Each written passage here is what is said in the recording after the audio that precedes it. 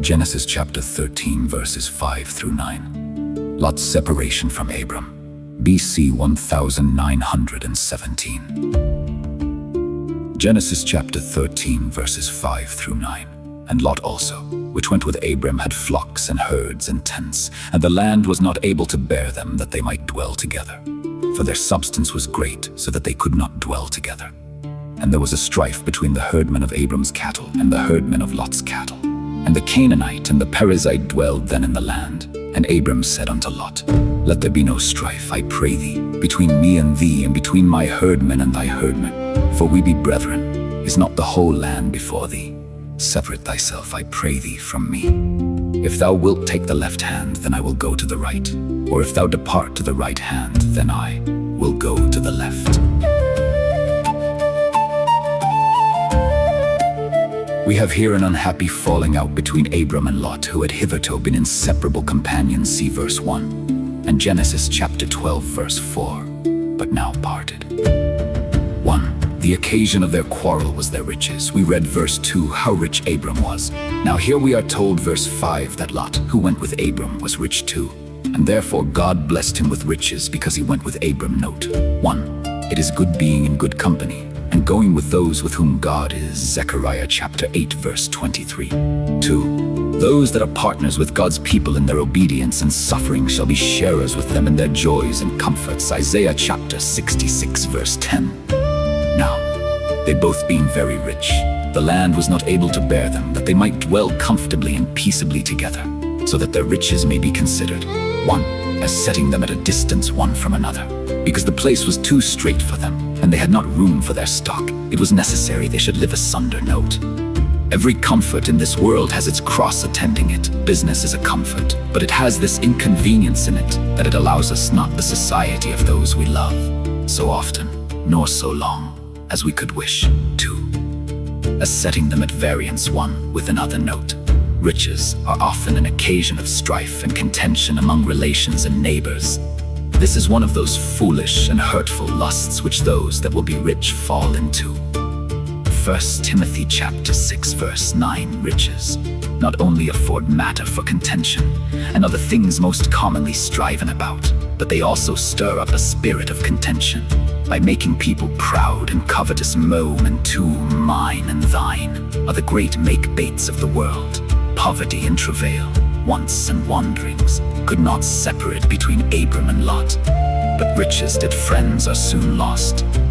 But God is a friend, from whose love neither the height of prosperity, nor the depth of adversity shall separate us.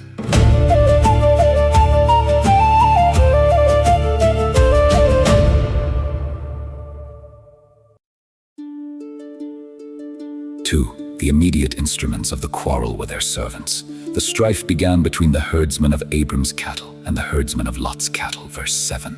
They strove, it is probable, which should have the better pasture or the better water, and both interested their masters in the quarrel. Note, bad servants often make a great deal of mischief in families by their pride and passion, their lying, slandering, and tale-bearing.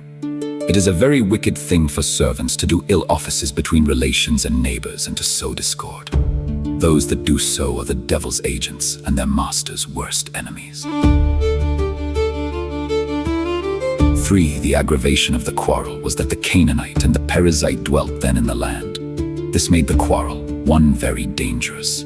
If Abram and Lot cannot agree to feed their flocks together, it is well if the common enemy do not come upon them and plunder them both. Note, the division of families and churches often proves the ruin of them. 2. Very scandalous. No doubt the eyes of all the neighbors were upon them, especially because of the singularity of their religion and the extraordinary sanctity they professed, and notice would soon be taken of this quarrel and improvement made of it, to their reproach, by the Canaanites and Perizzites. Note, the quarrels of professors are the reproach of profession, and give occasion, as much as anything, to the enemies of the Lord to blaspheme. 4. The making up of this quarrel was very happy. It is best to preserve the peace that it be not broken. But the next best is, if differences do happen, with all speed to accommodate them, and quench the fire that has broken out. The motion for staying this strife was made by Abram, though he was the senior and superior relation. Verse 8. 1. His petition for peace was very affectionate. Let there be not strife.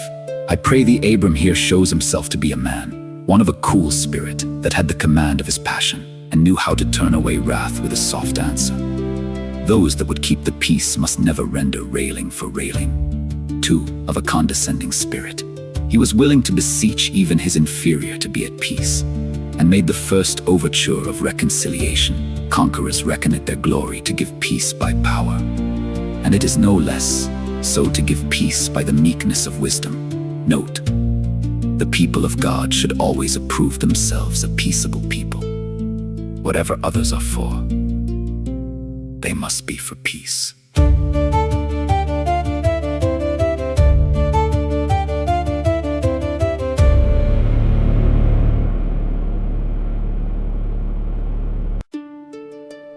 To his plea for peace was very cogent one. Let there be no strife between me and thee. Let the Canaanites and Perizzites contend about trifles, but let not thee and me fall out, who know better things and look for a better country. Note, professors of religion should, of all others, be careful to avoid contention. You shall not be so. Luke chapter 22 verse 26. We have no such custom. 1 Corinthians chapter 11 verse 16. Let there be no strife between me and thee, who have lived together and loved one another so long. Note, the remembrance of old friendship should quickly put an end to new quarrels which at any time happen too.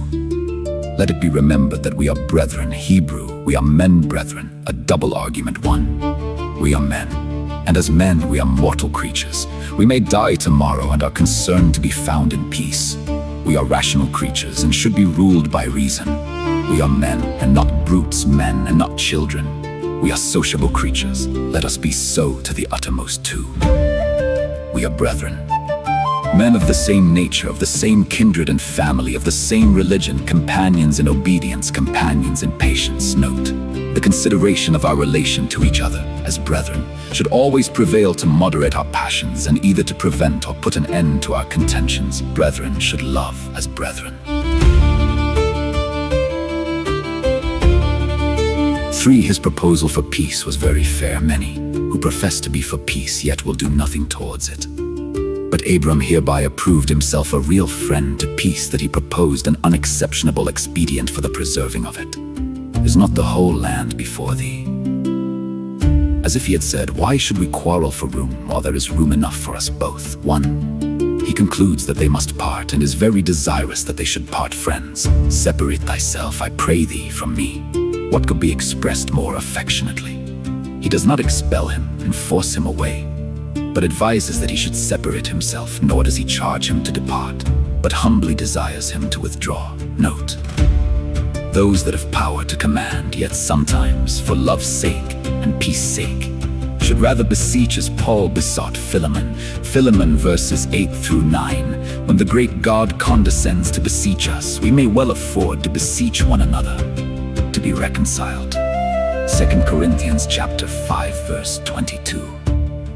He offers him a sufficient share of the land they were in, though God had promised Abram to give this land to his seed. Genesis chapter 12 verse 7.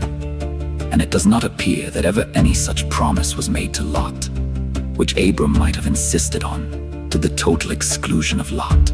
Yet he allows him to come and partner with him, and tenders an equal share to one that had not an equal right, and will not make God's promise to patronize his quarrel, nor, under the protection of that, put any hardship on his kinsman.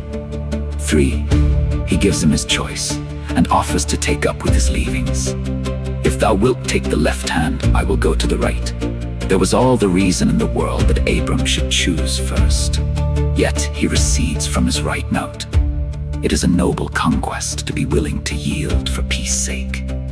It is the conquest of ourselves and our own pride and passion. Matthew chapter 5 verses 39 through 40. It is not only the punctilios of honor, but even interest itself, that in many cases must be sacrificed to peace.